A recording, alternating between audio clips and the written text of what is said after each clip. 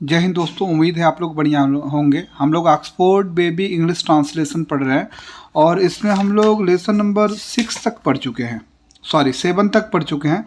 Use of this and those lesson number 7 तक पढ़ चुके हैं। आज की वीडियो में हम लोग लेसन नंबर 8 शुरू करेंगे पढ़ना, some more usages of this that this and those. तो चलिए लेसन नंबर 8 हम लोग शुरू करते हैं। सभी लेसन्स हम लोग 1 बाय 1 करके अच्छे से पढ़ रहे हैं, तो ये चीज़ें आप लोग ध्यान रखिएगा बिल्कुल। आज के लेसन में हम लोग पढ़ेंगे some more usages of this that this and दोस।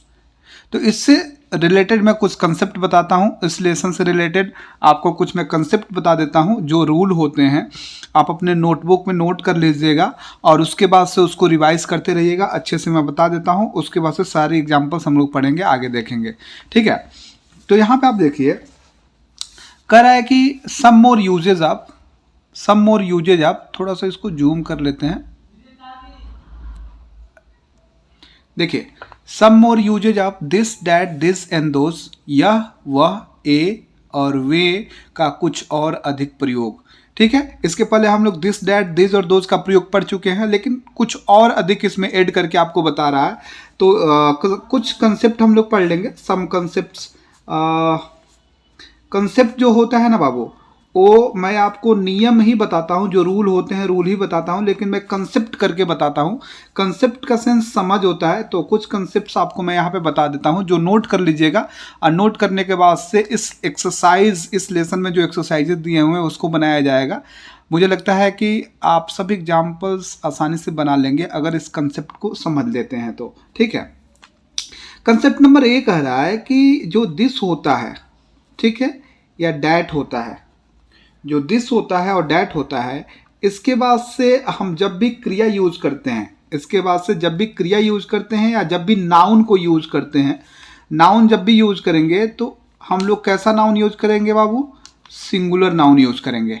बिल्कुल ध्यान रखने योग्य बात है कि जब भी दिस और डैट के बाद से किसी नाउन का प्रयोग करेंगे तो नाउन कैसा रहेगा? सिंगुलर नाउन रहेगा, जिसको हम लोग हिंदी में क्या बोलते हैं? एक वचन संज्ञा बोलते हैं। याद रखिएगा, बिल्कुल याद रखने वाली चीज़ है कि दिस और डैट के बाद से कंसेप्ट नंबर 1 क्या कह रहा है कि दिस और डैट के बाद से जब भी हम किसी नाउन का यूज करेंगे वो आपका सिंगुलर नाउन होगा, एक वचन क्रिया होगा। जैसे एग्जाम्पल के माध्यम से हम लोग समझ लेते हैं। बिल्कुल एक ही कंसेप्ट पे आपको एग्जाम्पल बताते चलूंगा ताकि आपकी कंफ्यूजन दूर हो जाए। अगर एक एग्जाम्पल रहे यह लड़का और एक और एग्जाम्पल रहे वह आदमी, 2 एग्जाम्पल आपके सामने हैं, यह लड़का और वह आदमी, ठीक है। तो यहाँ पे देखिए मैं क्या बोल रहा हूँ कि दिस डैट के बाद से सिंगुलर नाउन आता है जिसे एक वचन संज्ञा बोलते हैं। तो यह का दिस होता है, ठीक है, आपका दिस हो गया। और लड़का का क्या होगा? बॉय होगा। और बॉय क्या है? यहाँ पे सिंगुलर नाउन है, तो आप देखिए दिस के बाद से सिंगुलर नाउन का प्रयोग हो रहा है, ठीक है। वह का डैट होता है और आदमी का क्या हो गया? मैन हो गया। मैन क्या है? आपका सिंगुलर नाउन है, एक वचन संज्ञा है ना, तो डैट के बाद से देखिए सिंगुलर नाउन का यूज किया जाता है, ठीक है। तो सीधी सीधी बात है, कंसेप्ट नंबर 1 क्या कह रहा है कि दिस और डैट के बाद से सिंगुलर नाउन का यूज किया जाता है, ठीक है। ये चीजें समझ में आ गई। चलिए आगे बढ़ते हैं। अब आगे आपको ये चीज बताई जा रही है, कहा जा रहा है कंसेप्ट नंबर 2 में, बिल्कुल ध्यान से देखते चलिएगा, ठीक है। पहले देख लीजिएगा, उसके बाद से नोट कीजिएगा कोई भी चीज।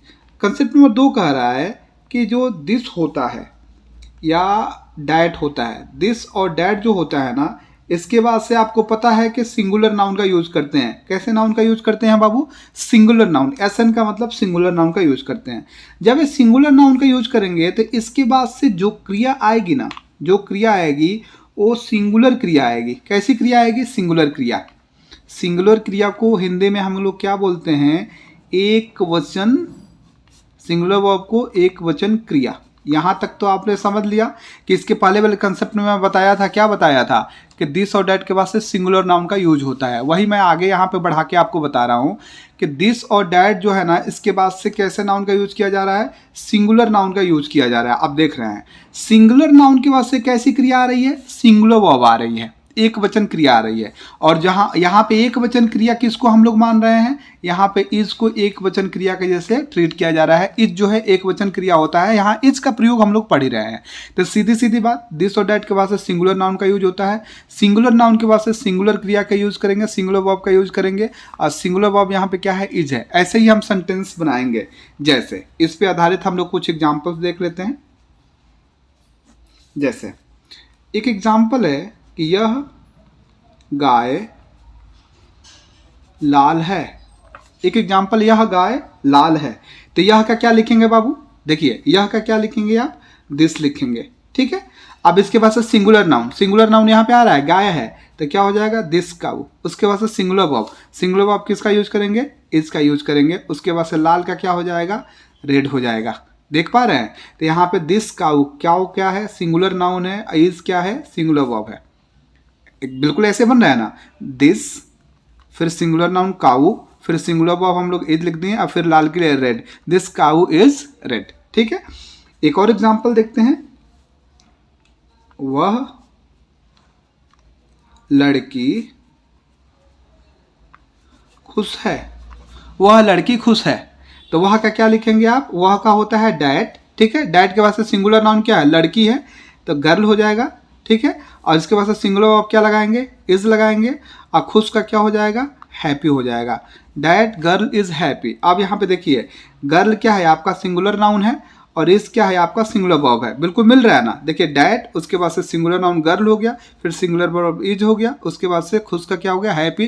तो डैट गर्ल इज हैप्पी। तो यहाँ पे दो कंसेप्ट मैं आपको बता रहा हूँ, दोनों कंसेप्ट बिल्कुल आसान है, ठीक है। एक क्या कि दिस और डैट के बाद से हमेशा सिंगुलर नाउन का यूज करेंगे, जैसे आप एग्जाम्पल्स यहाँ पे देख लिए। और दिस और डैट के बाद से सिंगुलर नाउन का यूज होगा, तो सिंगुलर नाउन के बाद हमेशा सिंगुलर वर्ब का यूज होता है। और सिंगुलर वर्ब यहाँ किसको मान रहे हैं, इसको मान रहे हैं, जैसा कि आप एग्जाम्पल में देख पा रहे हैं। तो ये दोनों कंसेप्ट आपको समझ में आ गया होगा। चलिए अब आगे की तरफ बढ़ते हैं। कंसेप्ट नंबर जो थर्ड है, थर्ड की तरफ बढ़ते हैं। Concept number third, concept number third ये कह रहा है बाबू, बिल्कुल सारी चीजें समझते चलिएगा। दिस के बारे में पढ़े हैं आप, दोज के बारे में पढ़े हैं। ये सब होता है, ये होता है, वे सब होता है, वे होता है। तो दिज और दोज के बाद से ना बाबू, हमेशा हम जब भी किसी नाउन का यूज करते हैं, वो हमेशा कैसे नाउन का यूज होता है, प्लूरल नाउन का यूज होता है। कैसे नाउन का यूज होता है, प्लूरल नाउन को। इसको बोलते हैं हिंदी में हम लोग बहुवचन संज्ञा। क्या बोलते हैं, बहुवचन संज्ञा, ठीक है। दिज और दोज के बाद से जब भी कोई नाउन आएगा तो कैसा नाउन रहेगा, प्लूरल नाउन रहेगा। जैसे इस पे आधारित कुछ एग्जाम्पल्स हम लोग देख लेते हैं। जैसे बिल्कुल साथ में मैं उदाहरण आपको बताते चलूंगा ताकि कंफ्यूजन बिल्कुल दूर रहे। एक एग्जाम्पल है, ए लड़कियां, ए लड़कियां, ठीक है। इसको ट्रांसलेट कीजिए। ए का क्या हो जाएगा, दिज हो जाएगा, और लड़कियां का क्या हो जाएगा, गर्ल्स हो जाएगा। गर्ल नहीं है वो गर्ल्स होगा, लड़कियां हैं। तो देखिए दिज के बाद से गर्ल्स क्या है, ए प्लूरल नाउन का प्रयोग किया जा रहा है। यही मैं कह रहा हूं, दिज और दोज के बाद से प्लूरल नाउन का प्रयोग होता है। अगला एग्जाम्पल है, वे किताबें, वे किताबें, ठीक है। तो देखिए यहाँ पे वे का क्या होगा, दोज होगा, और किताबें का क्या होगा, किताबें का बुक्स हो जाएगा। तो यहाँ पे देखिए बुक्स कैसा नाउन है, प्लूरल नाउन है। तो दोनों चीजें आपको कंफर्म हो गई। दिज और दोज के बाद से हमेशा कैसे नाउन का प्रयोग होता है, प्लूरल नाउन का प्रयोग होता है। तो अब तक कितने सारी चीजें समझ में आ गई। अब चलिए आगे की तरफ बढ़ते हैं और कुछ और मजेदार कंसेप्ट हम लोग देख लेते हैं, ठीक है।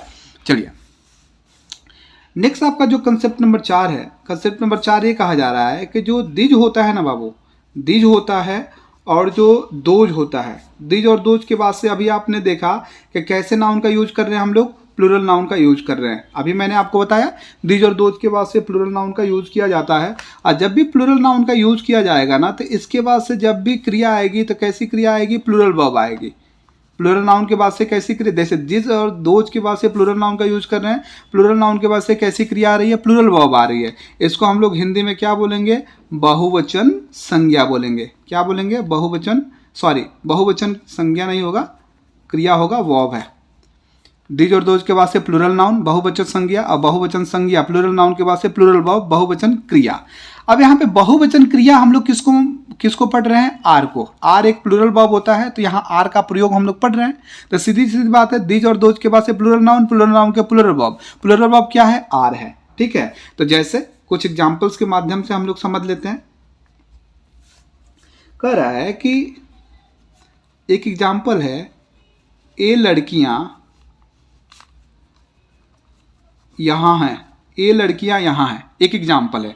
तो ए का क्या हो जाएगा, सबसे पहले इसी स्ट्रक्चर पे बनाइएगा, दिज हो जाएगा, फिर प्लूरल नाउन है, देखिए गर्ल्स, गर्ल्स हो जाएगा, दिज गर्ल्स, उसके बाद से प्लूरल वर्ब क्या होगा, आर होगा, और यहाँ का क्या लिख देंगे, हियर लिख देंगे। ये आपका एग्जाम्पल हो जाएगा, इस तरह ट्रांसलेट करेंगे। तो दिज के बाद से देखिए गर्ल्स क्या है, प्लूरल नाउन है, आर क्या है, प्लूरल वर्ब है, बिल्कुल है, these plural noun plural verb, फिर यहाँ का हम लोग हियर लिख देंगे। इसी प्रकार से हम लोग बनाएंगे, ठीक है। एक और एग्जाम्पल लिखूं कि वे किताबें अच्छी हैं, एक एग्जाम्पल है, वे किताबें अच्छी हैं। इसको जरा आप ट्रांसलेट करके देखिए, वीडियो पॉज करके ट्रांसलेट कर लीजिएगा, मिलाइएगा, ठीक है। तो दोज लिखेंगे, ठीक है, दोज के बाद से हम लोग क्या लिखेंगे, प्लूरल नाउन लिखेंगे, किताबें का क्या हो जाएगा आपका, बुक्स हो जाएगा, और यहाँ पे देखिए फिर प्लूरल वर्ब क्या लिखेंगे, आर लिखेंगे, और अच्छी का क्या हो जाएगा, गुड हो जाएगा, फिर फुल स्टॉप दे देंगे। तो दोज, उसके बाद से इसके बाद से प्लूरल नाउन बुक्स है, आर क्या है, प्लूरल वर्ब है। तो आप देख पा रहे हैं बिल्कुल इसी स्ट्रक्चर पे फिट बैठ रहा है। एक जो एग्जाम्पल है आपका दोज हो गया, फिर प्लूरल नाउन हो गया, फिर प्लूरल वर्ब हो गया, फिर अच्छी के लिए गुड लिख दिए। तो इस प्रकार से हम लोग क्या बोलते हैं कि हम लोग हिंदी से अंग्रेजी में ट्रांसलेट करेंगे। आई होप आपको कंसेप्ट सारा समझ में आ रहा है। आगे की तरफ बढ़ते हैं बाबू, और कुछ और कंसेप्ट हम लोग देख लेते हैं, थोड़ा सा और आगे की तरफ बढ़ते हैं हम लोग। नेक्स्ट कंसेप्ट ये कह रहा है कि ये समझने वाली बात है, बिल्कुल आप समझते चलिएगा। दिस होता है या डैट होता है, दिस होता है और डैट होता है, तो दिस और डैट बॉय आप लिखते हैं, ठीक है। बिल्कुल 4 प्रकार से मैं लिख रहा हूं, दिस डैट बॉयज हो गया, ठीक है, और हो गया दिज या दोज बॉय हो गया, या दिज दोज बॉयज। आपको बताना है कि इन चारों में से कौन सही है कौन गलत है, बिल्कुल आसान है, इस चीज को बिल्कुल समझना है। देखिए दिस और डैट बॉय, बॉय यहाँ पे क्या है आपका, यहाँ पे बॉय देखिए सिंगुलर नाउन है, बॉय सिंगुलर नाउन है ना। तो दिस और डैट के बाद से हम लोग कैसे नाउन का प्रयोग करते हैं, दिस और डैट के बाद से कैसे नाउन का प्रयोग करते हैं, सिंगुलर नाउन का प्रयोग करते हैं। ये वाला एग्जाम्पल क्या हो जाएगा, सही हो जाएगा। अब देखिए दिस डैट अब बॉयज, बॉयज यहाँ पे क्या बोलते हैं, प्लूरल नाउन है। तो दिस और डैट के बाद से ना बाबू, दिस और डैट के बाद से प्लूरल नाउन का प्रयोग हम लोग नहीं करते हैं, इसलिए एग्जाम्पल क्या हो जाएगा, गलत हो जाएगा। दिस और दोज क्या है, बॉय है, दिज और दोज के बाद से देखिए बॉय का प्रयोग किया जा रहा है। बॉय कैसा नाउन है, तो बॉय सिंगुलर नाउन है, तो दिज और दोज के बाद से सिंगुलर नाउन का प्रयोग नहीं किया जाता है। यहाँ पे देखिए दिज और दोज के बाद से कैसे नाउन का प्रयोग किया गया है, दिज और दोज के बाद से बॉयज क्या है, प्लूरल नाउन, तो दिज और दोज के बाद से प्लूरल नाउन का प्रयोग किया जाता है। ये क्या हो जाएगा, सही हो जाएगा। तो बिल्कुल सीधी सीधी बात है कि दिस और डैट के बाद से हमेशा सिंगुलर नाउन रखेंगे, और दिज और दोज के बाद से हमेशा प्लूरल नाउन रखेंगे। आपको 5 कंसेप्ट बताए हैं, इन 5 कंसेप्ट को अपने दिमाग में रख लीजिएगा। 5 कंसेप्ट आपको बताए हैं, एक बार दिखा देते हैं। ये आपके 5 कंसेप्ट है, आप नोट कर लीजिएगा सारी चीज़ें, ये देखते रहिए, ये सारी चीज़ें आप नोट कर लीजिएगा। नोट करने के बाद से आप इसको रिवाइज कीजिएगा। रिवाइज करने के बाद से किताब में जो एग्जाम्पल्स दिए गए हैं उन एग्जाम्पल्स को बनाइएगा। अगर कोई चीज़ आपको समझ में नहीं आती है तो वीडियो को एक बार रिवाइंड करके पुनः देख लीजिएगा। देखने के बाद से अगर फिर भी समझ में नहीं आता है, मुझे लगता है कि ऐसा नहीं होगा, समझ में आ ही जाएगा। अगर नहीं आता है तो आप कमेंट कीजिएगा, मैं और कोशिश करूंगा अच्छे तरीके से पढ़ाने के लिए, ठीक है। तो चलिए, आप कह रहे हैं कि बच्चों इन्हें पढ़ो और समझो, इस लेसन को देखते हैं। कह रहा है कि यह बच्चा, यह, तो दिस चाइल्ड, देखिए दिस के बाद से चाइल्ड सिंगुलर नाउन है। कह रहा है कि वह किताब, वह का डैट होगा, किताब का बुक होगा, सिंगुलर नाउन है, डैट बुक हो गया। ए बच्चे, ए का दिज होता है, बच्चे का चिल्ड्रेन होगा, चाइल्ड का प्लूरल चिल्ड्रेन होता है, इसके साथ प्लूरल, दिज के साथ प्लूरल नाउन लगते हैं तो दिज चिल्ड्रेन हो जाएगा। वे किताबें, वे का दोज होगा, किताबें का बुक्स हो जाएगा, दोज के साथ प्लूरल नाउन रखते हैं तो दोज बुक्स हो जाएगा। यह आदमी, यह का दिस होगा, आदमी का मैन होगा, दिस के बाद सिंगुलर नाउन, दिस मैन हो गया। वह गाय, वह का डैट होता है, गाय का काऊ हो गया, that cow, cow singular noun है। ए आदमी, तो दिज मैन हो जाएगा, दिज मेन, दिज मैन का मेन हो जाता है, ए को ई बदल देते हैं तो ये प्लूरल हो जाता है। यहाँ देखिए plural noun, a singular noun है मैन, और यहाँ पे मेन प्लूरल नाउन है, दिज मेन हो जाएगा। वे गायें, वे गायें कह रहा है तो these cows, sorry those cows, वे का दोज हो जाएगा और यहाँ पे गाय का काउज हो जाएगा। मतलब दो का पेयर बना रहा है, एक सिंगुलर से प्लूरल बना रहा है, देख रहे हैं, ऐसे सिंगुलर से प्लूरल बना के आपको समझाया है, ठीक है। तो चलिए आप एक्सरसाइज बनाते हैं। आपको कंसेप्ट भी बता दिए, एग्जाम्पल्स भी बता रहे हैं। अब एक्सरसाइज की तरफ चलते हैं, एक्सरसाइज बनाते हैं। एक्सरसाइज नंबर जो 21 है उसको बनाना शुरू करते हैं और देखते हैं किसका कितना सही हो रहा है, किसका कितना सही जा रहा है। ठीक है, चलिए हम लोग बनाएंगे एक्सरसाइज नंबर 21। आप वीडियो को पॉज करके बना सकते हैं और देख सकते हैं कि कितना आपका सही हो रहा है, कितना आपका गलत हो रहा है। समझ में आ रहा है सारी चीज़ें? आप वीडियो को पॉज करके बना सकते हैं इस एक्सरसाइज को। आप अगर कंसेप्ट समझ में नहीं आया है तो अच्छे से पुनः वीडियो को पुनः देख लीजिए एक बार और उसके बाद से बनाने की कोशिश कीजिएगा। यह बच्चा, यह का दिस होगा और बच्चा का चाइल्ड हो जाएगा, दिस चाइल्ड हो गया। ठीक है, दूसरा ए बच्चे, तो ए का क्या होगा, दिज होगा। अब बच्चे का चिल्ड्रेन होता है, चाइल्ड्स नहीं होता है, ध्यान रखिएगा, दिज चिल्ड्रेन हो जाएगा। आगे चलते हैं। यह लड़का, यह का दिस होगा और लड़का का क्या होता है, बॉय हो गया, दिस बॉय हो गया। अगला क्या है, ए लड़के, तो ए का क्या होगा, दिज हो जाएगा और लड़के का क्या हो जाएगा, बॉयज, दिस बॉयज हो जाएगा। ठीक है, मुझे लग रहा है कि आपको समझ में आ रहा है। थोड़ा सा इसको छोटा मैं करता हूँ, थोड़ा सा कि और चीज़ें हमको समझ में आएंगी। ठीक है, थोड़ा सा जगह हमको मिल जाएगा करने के लिए, एक्सरसाइज बनाने के लिए। यह पेड़, यह का क्या होता है बाबू, दिस होता है। अब पेड़ का क्या हो जाएगा, ट्री हो जाएगा। ए पेड़ प्लूरल बना रहा है तो आपका क्या हो जाएगा, ए का आपका दिज हो जाएगा। अब पेड़, दिज के बाद से प्लूरल रखते हैं नाउन, तो दिस ट्रीज हो जाएगा, यस लगाएंगे प्लूरल हो जाएगा। आगे बढ़ते हैं। कर रहा है यह आदमी, तो यह का क्या होगा, दिस होगा और आदमी का क्या होगा, मैन हो जाएगा। दिस के बाद से सिंगुलर नाउन आता है। ठीक है, कर रहा है ए आदमी, तो ए का क्या होगा, दिज होगा और मैन का प्लूरल क्या हो जाएगा, मेन होता है, केवल ए को ई में बदल देते हैं, प्लूरल हो जाता है। इतनी चीज़ें समझ में आई। चलिए अब और आगे की तरफ बढ़ते हैं हम लोग। कह रहा है कि यह अंडा, तो यह का दिस होगा, अंडा का क्या होगा, एग हो गया, दिस एग।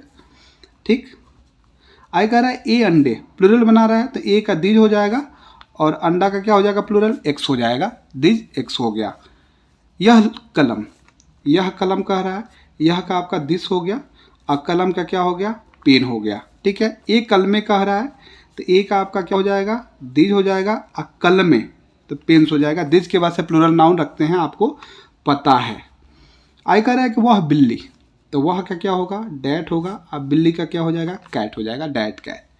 वे बिल्लियाँ कह रहा है, वे बिल्लियाँ, तो वे का क्या हो जाएगा, दोज हो जाएगा। अब बिल्लियाँ का कैट्स कर देंगे, प्लूरल बना देंगे, इस प्रकार से बिल्लियाँ हो जाएगा। ठीक है, वह लड़की कह रहा है, वह का आपको पता है डैट होता है, लड़की का क्या हो जाएगा, गर्ल हो जाएगा, डैट गर्ल हो जाएगा, इस प्रकार बना देंगे। आई कह रहा है कि वे लड़कियाँ, वे लड़कियाँ, तो क्या हो जाएगा, दोज और लड़कियाँ क्या हो जाएगा, गर्ल्स हो जाएगा। ठीक है, इस प्रकार से हम लोग लिख देंगे। और थोड़ा सा आगे की तरफ बढ़ते हैं। 17 नंबर यहाँ लिखते हैं। लिखा है कि वह थैला, तो वह का क्या हो जाएगा, डैट हो जाएगा। थैला का क्या हो जाएगा, बैग हो जाएगा, डैट बैग। वे थैले लिखा है, प्लूरल बना रहा है, तो कैसे इसको बनाएंगे, वे का दोज हो जाएगा और थैले का क्या हो जाएगा, बैग्स हो जाएगा। आपको पता है कि दिस और डैट के बाद सिंगुलर नाउन, दोज और दिस के बाद प्लूरल नाउन। वह घोड़ा लिख रहा है तो आपका वह का क्या होगा, डैट होगा और घोड़ा का हॉर्स, हॉर्स लिखते हैं। वे घोड़े, प्लूरल बना रहा है तो वे का क्या हो जाएगा, दोज हो जाएगा और घोड़े, इसको प्लूरल बनाएंगे तो HORSES हॉर्सेज हो जाता है, प्लूरल बनाते हैं तो। वह सेब लिखा है आपका, देख रहे हैं, तो वह का आपका डैट हो जाएगा। सेब का एप्पल हो गया, APPLE एप्पल, डैट एप्पल हो गया। वे सेब लिखा है तो वे का आपका क्या हो जाएगा, दोज हो जाएगा और एप्पल को प्लूरल बनाइएगा तो एप्पल्स हो जाएगा, APPLES एप्पल्स हो गया, दोज एप्पल्स हो गया। इस प्रकार से आप देख पा रहे हैं कि हम लोग सभी एग्जाम्पल्स को बना रहे हैं। और अगर आपको आपका अधिकतर एग्जाम्पल सही हो रहा है, अधिकतर एग्जाम्पल्स को आप बना पा रहे हैं, तो इसका मतलब कि आपकी समझ अच्छी है। नहीं है तो प्लीज़ आप कंसेप्ट को नोट कीजिए, नोट डाउन आपके नोटबुक में और उसको रिवाइज कीजिए इत्मीनान से, तब जाके सारी चीज़ें आप बनाइए और बनाने की कोशिश कीजिए। समझ में आ रहा है? आगे आपसे कुछ वोकैब दिया हुआ है, जैसे आपको पता है ट्री मतलब पेड़ होता है, एग मतलब अंडा होता है, एप्पल मतलब सेब होता है, मैन मतलब आदमी, हॉर्स मतलब घोड़ा, बैग मतलब थैला। मैंने आपसे कहा था कि अगर आप जेन्युइन स्टूडेंट है, अगर आपको अंग्रेजी पढ़ना लिखना बोलना सीखना है तो 2 कॉपियाँ जरूर बनाइएगा, एक में कंसेप्ट लिखिएगा, एक में वर्ड मीनिंग, और सभी शब्दों को लिखिएगा, बस रिपीट मत कीजिएगा, रिवाइज करते रहिएगा, ठीक है। समझ में आ रहा है ना। आगे कह रहा है कि यहाँ पे कह रहा है बच्चों इस बात को ध्यान में रखो, इस बात को ध्यान में आपको क्या रखना है, कह रहा है कि क्या ध्यान में रखना है, कह रहा है कि वाइट मतलब उजला, उजली, उजले सब होता है, ये नहीं कि उजले के लिए कुछ और हुआ, उजली के लिए कुछ और हुआ, या उजला के लिए। वाइट का मतलब ये तीनों अर्थ आएंगे, ब्लैक मतलब काला, काली, काले सबके सब होंगे। समझ में आ रहा है। तो आई होप आपके आज जो मैं आपको कंसेप्ट बताया हूँ वो सारी चीज़ें आपको समझ में आई होंगी और आपको मज़ा आ रहा होगा। आप बिल्कुल इत्मीनान से पढ़ते चलिए और सारी चीज़ें समझते चलिए और डेली प्रैक्टिस ज़रूर करते रहिए, क्योंकि practice maximum and perfect. Practice नहीं करेंगे तो आपको फिर आपको अब कोई पछाड़ नहीं सकता है। रोज़ का रोज़ पढ़ाई कीजिए और रोज़ रिवीजन करते रहिए। दोनों आप जो आप नोटबुक बनाएंगे वो कैब के लिए, मीनिंग के लिए और एक जो कंसेप्ट के लिए, और इस पे आधारित और भी अपने आप से सेंटेंसेज बोल बोल के बनाते रहिए। समझ में आ रहा है। किसी और की सहायता लेके, किसी और किताब की सहायता लेके बनाइए, अपने आप को परफेक्ट करते रहिए। कुछ लगता है कि कमी है तो कमेंट कीजिए, मैं कोशिश करूंगा उसको दूर करने के लिए। बाकी चीज़ें और हम लोग इस लेसन में बचा हुआ है जो आगे पढ़ेंगे, समझ रहे हैं। तो आज के लिए इतना ही रहने देते हैं, बाकी मिलते हैं अगले दिन और बेहतरीन ढंग से। तब तक के लिए थैंक यू, बाय बाय।